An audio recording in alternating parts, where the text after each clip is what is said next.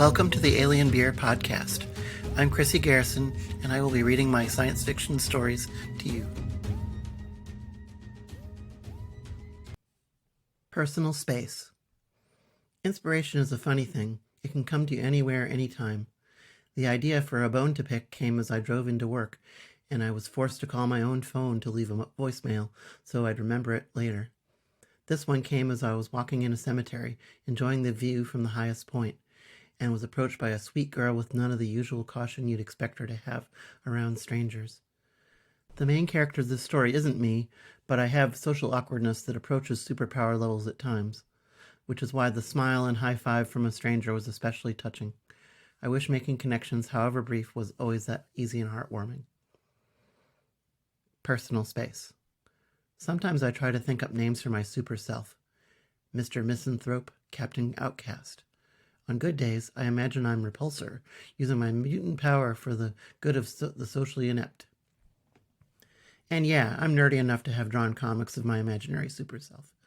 Not that anyone's seen them. No, I won't bring them in for you to see, Doctor. Most people know me as Trog, short for Troglodyte, a hurtful childhood nickname I've self-applied to take its power away. And when I say most people, I mean the friends I've made online. I don't have any other friends, so if anyone calls me Robert, I know it's a stranger. Or a relative trying to get money or free tech support out of me. Because that's all their scary, nerdy relation is good for, right? And no, it's not Rob or Robbie or Bob or any other diminutive. It's Robert. Anything else is just disrespectful. If you have to call me by anything else, just call me Trog. I know, it was used with cruel intent initially, but it's an apt nickname. I do shun the light, often underground, and though it's not a scent that drives everyone away from me, I am shunned all the same. The guys on World of Warcraft don't know about my special power. Since I refuse to go to meetups or other so-called social events, they don't get the full force of my personality, so to speak. What's that you say? You don't notice anything wrong with me? Are you really comfortable in my presence? Bullshit. I can see you crossing your legs and arms. I notice you won't make eye contact with me. You keep eyeing the door. If I wasn't actively suppressing the repulsion, I'm sure you'd be faking an urgent phone call or excusing yourself to go to the bathroom, never to return. Fine. Here's a demonstration of my repulsive power. I'm letting go on the count of 3. 1, 2, 3. Wait! Stop! Come back! I paid for my hour and I promised to hold back from here on. But do you believe me now? Sure, okay, whatever. Yes, I realize you're a professional. I just needed you to understand, even just a little. So this is why I'm here. I need to talk about it. I've gotten really used to people sitting several seats away from me in movie theaters or asking to be moved to another table in restaurants. On the upside, if I crank up my power, I can get a line to clear out for me in no time. How do I do it? I don't know how to describe it. It's just natural for me, like something in the pit of my stomach is always at a low boil. If I work hard at being calm, like right now, I can turn it down to a fizzy simmer. If I let myself be angry at the world and all the selfish, uncaring people that infest it, my inner cauldron boils over, and people flee from me as if I was on fire. What do I use my power for? If you're asking if I really put on a cape and go out to use my repulsion to fight crime, no. I just do my job, watch anime, and I play computer games. That's it. I don't need much, just my apartment, my computers, and an internet connection. How can I miss love? Can you miss something you've never experienced? No, I don't miss it. If ordinary people have such trouble with relationships, can you imagine what it'd be like for me? I'd be holding myself in just to keep it at the uncomfortable setting all day and all night. That'd be like being cheerful all the time, no matter how you felt inside. No one can do that. That's what the expression only human means. Why would you ask that? Yes, of course I've been touched. My parents and grandparents touched me growing up. Back then, my power wasn't as strong, especially not around family. Strangers set me off, even before I realized how cruel people could be. I think I was maybe 8 years old when Mom took me to the YMCA to socialize by taking a gymnastics course. Weak little me, last picked for any team, and she thought I'd make friends at the gym? Well, in retrospect, Mom meant well. The other kids tried to be friendly at first. I can see that now. But when they laughed because I couldn't climb that prickly, knotted rope, that set me off. It's the first time I can remember my power pushing other kids away from me like a force field. That's what I always imagine, a dome-shaped force field, usually surrounding me at about arm's length, expanding like a balloon as I become angry. That day, the kids backed away and didn't talk to me. No, not like the Incredible Hulk. The Hulk gets bigger and stronger. I just scare people off at the gut level. The Hulk at least gets respect for his abilities, even if he's big, green, and ugly. I get talked about and shunned. But you're right. No one likes either of us when we're angry. Oh, please. Had I known I was paying for trite advice, I could have bought myself a copy of Chicken Soup for the Hopeless Outcast Soul. Yes, of course I get out once in a while. I just prefer not to be around people all that much. Well, okay, I was getting around to it. So maybe even a troglodyte like me needs a change of scenery once in a while. I mean, I visit endless digital vistas online, and my anime keeps me company otherwise. But when the weather's nice, I like to go out and take pictures. Yes, photography. I have few needs and I make a good salary writing code. Yes, that's the same as computer programming. So I can afford really nice cameras and equipment. Anyway, I was saying, once in a while I like a change of scene. The other day I was nice outside. My guild wasn't doing any raids, and I had an itch to go out into the big room. So I took my camera and tripod out to the city cemetery. You know the one. It's the biggest cemetery in the state. So big there are places you can't hear traffic on the streets, and in the middle is the highest point in the city. No, going to a cemetery isn't some kind of goth thing. I go there because it's a big place with very few people, and lots of monuments and trees and wrought iron to take pictures of. And on a clear day, from that highest point, at the tomb of the children's poet, I can get great shots of the city's skyline. Trouble is, that's one of the most popular spots in the cemetery. People drive up there and leave coins on the tomb, they gawk at the view, and sometimes couples go up there to make out. Disgusting. I'd hoped to have some time to myself by going during the day, but a couple of young teenagers, maybe 14 or 15 years old, kept strolling around the circle around the tomb, hand in hand. Maybe they were boyfriend and girlfriend, but there was a resemblance in their faces that made me think they were siblings. The boy was kind of gothic, pale skin, and dressed in all black. But he had a kind, round face, free of any disturbing hardware protruding from his lips or eyebrows or nose. She was a little younger, with an open smile and wide eyes and a slightly slack mouth that made me think she was retarded. Sorry, I don't know the polite wording. Differently abled, maybe? I didn't mean it as an insult, just the original meaning, one whose development has been retarded in some way. Special. Except I'm special too, aren't I? Aren't you?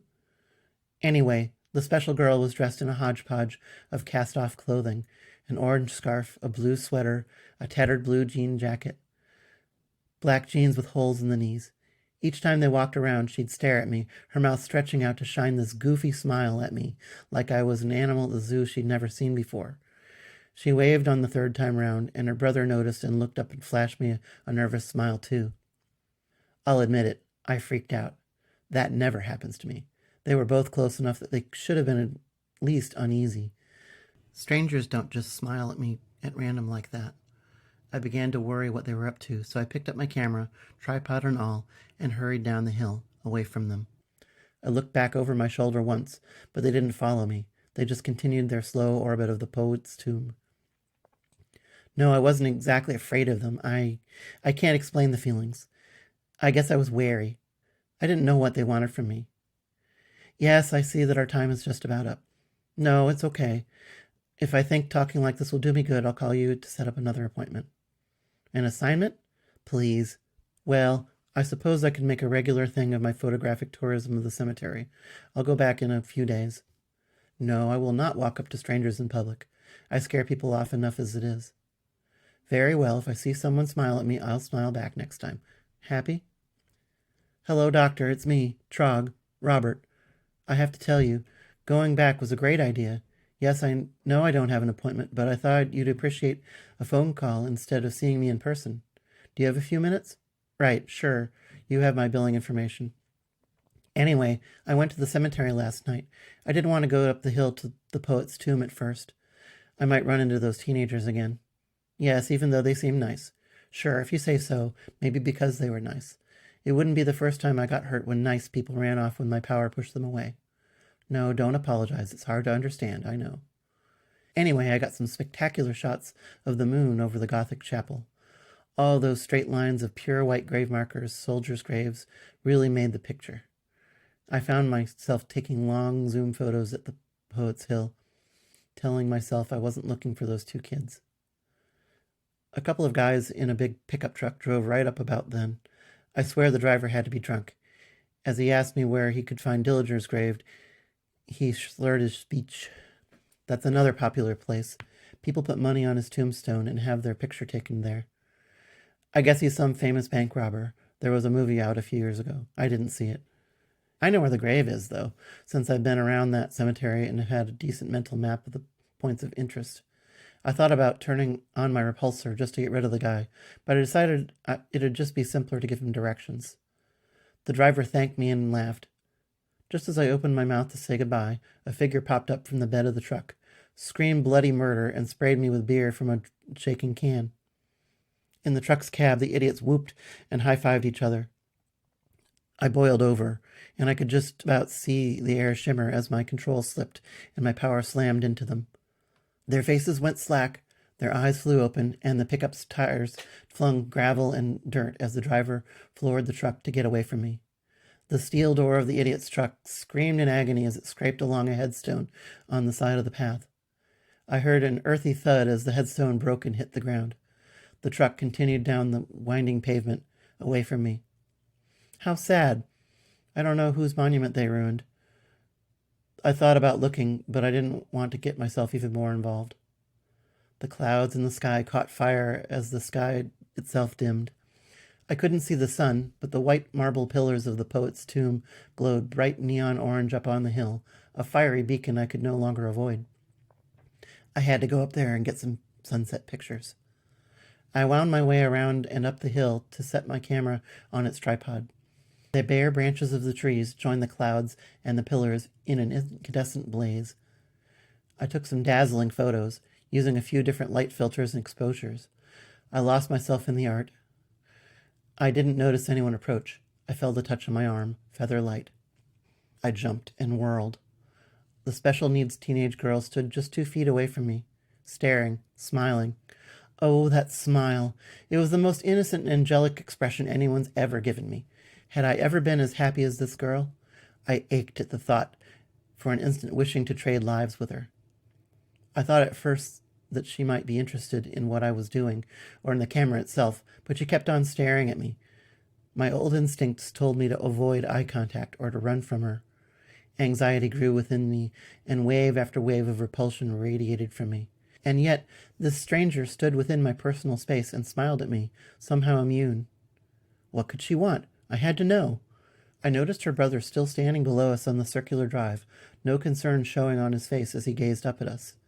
He caught me looking and shrugged. I took a breath and looked back at the girl, the special girl who stood so close to me. High five? She asked, smile becoming an impish grin. My gut feared a trick, but she held her ground, untouched by my power, even as I lost control of it in my near panic. She raised a hand. A knit mitten dangled from a strand of thick yarn that disappeared down her coat sleeve. Her palm faced flat outward toward me, fingers not touching each other. Before now, the only time anyone had asked me to slap hands in midair like this, it was a trick. They'd pull their hand away at the last second to make me look foolish.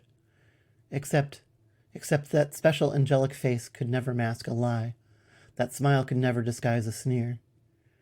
I took a breath and touched my palm against hers. And yes, I smiled back at her. She'd reached through the bubble of repulsion surrounding me and had given me an innocent moment of human contact. She giggled and clapped her hands together and hopped up and down in excitement, and then the moment was over. Her brother called up to her, "Come on, Jeannie," and she skipped off down the steps to rejoin him. Ordinarily, I'd feel dismissed, but I stood there feeling lighter than air. She liked me, on sight, well enough that she had come up to greet me. Now it was my turn to stare, watching them hold hands, she skipping and prancing, he walking steadily, as they descended the hill together. It was sweet. They became blurry, as did everything around me, a big red-purple blur that all ran together like watercolors in the rain.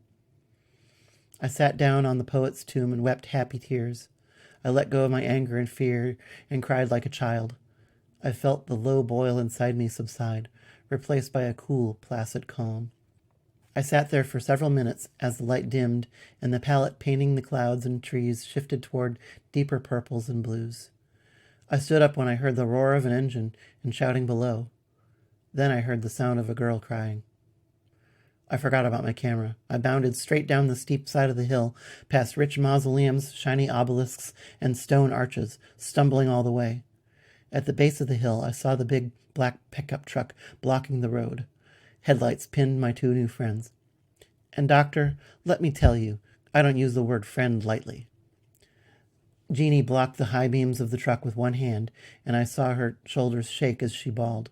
Her brother lay sprawled on his back nearby. One of the drunk guys stood over him, laughing. Another big guy leaned against the truck, a tire iron in his hand. The truck's horn blared, making both of the kids flinch. The brother struggled to stand, but the first guy shoved him back down again. The man roared with sloppy laughter. I saw red, and not from the fading sunset. I barked my shin on a low tombstone as I reached the bottom of the hill.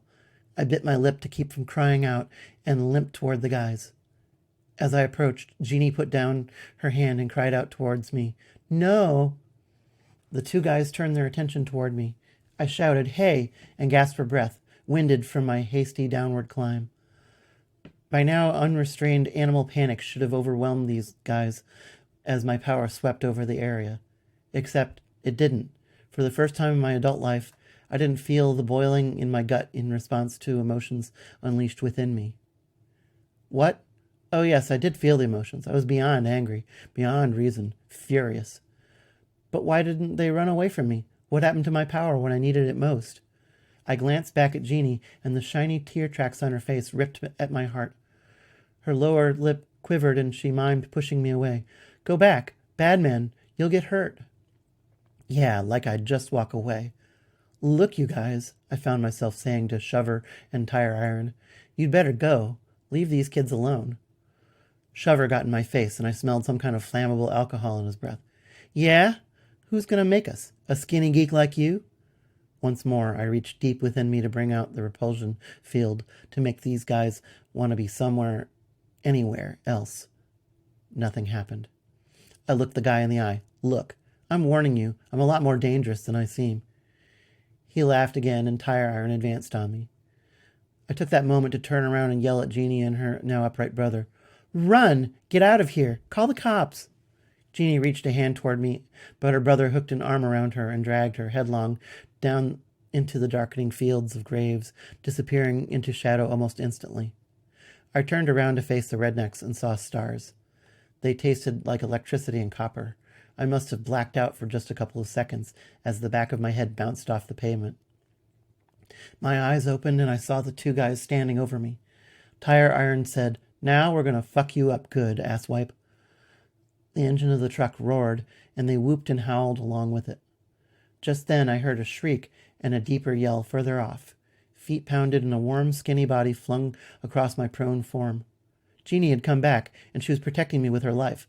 "No, Jeannie," I shouted, pushing at her to get away. "Save yourself." She crouched next to me and grabbed one of my hands, fingers interlaced with mine. Her eyes locked onto mine, and instead of gentle sweetness, I saw them blaze in the last glow of the sunset. I saw Tire Iron raise his weapon. I tried to push Jeannie aside, but her grip was much stronger than I would have guessed. She grabbed my other hand and said, "Now, do it. Push." I thought for a moment she meant I should push her off, but my gut began to boil again. Only this time, the boiling wasn't angry and cold. No, it was much, much stronger. Chills and warmth spread throughout me, from my heart to the tips of my fingers and toes. It was love, pure and more powerful than a mother bear protecting her young.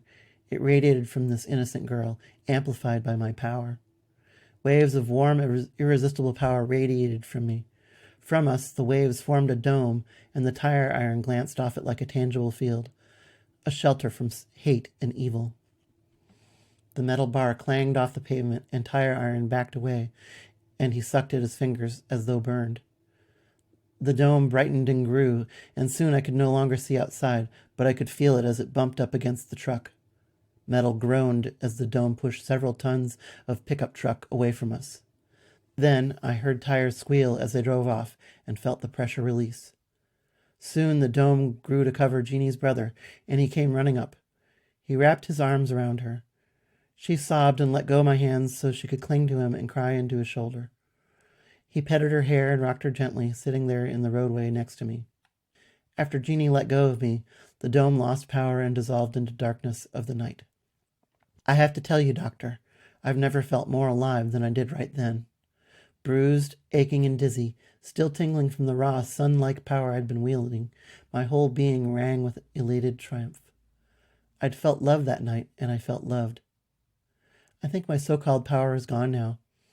I haven't had people shying away from me. Now I have to get used to people jostling me in crowds and sitting next to me when I go out to eat. People talk to me, too, total strangers. I think a girl at the bookstore flirted with me. Too bad I didn't realize what she was doing until hours later when I thought about it. Am I cured? Well, yes and no. Without my power, which I see now was a curse, I have a whole new world to explore, a world full of people who are willing to give me the chance. The kids have adopted me as sort of a big brother, so I have a new family now. But I've got a lot of adjusting to do. I'm a stranger in this new world, and I'll need a guide. So, Doctor, do you have any appointments open next week? Thank you for listening to the Alien Beer podcast. If you like my stories, please visit my website, sillyhatbooks.com.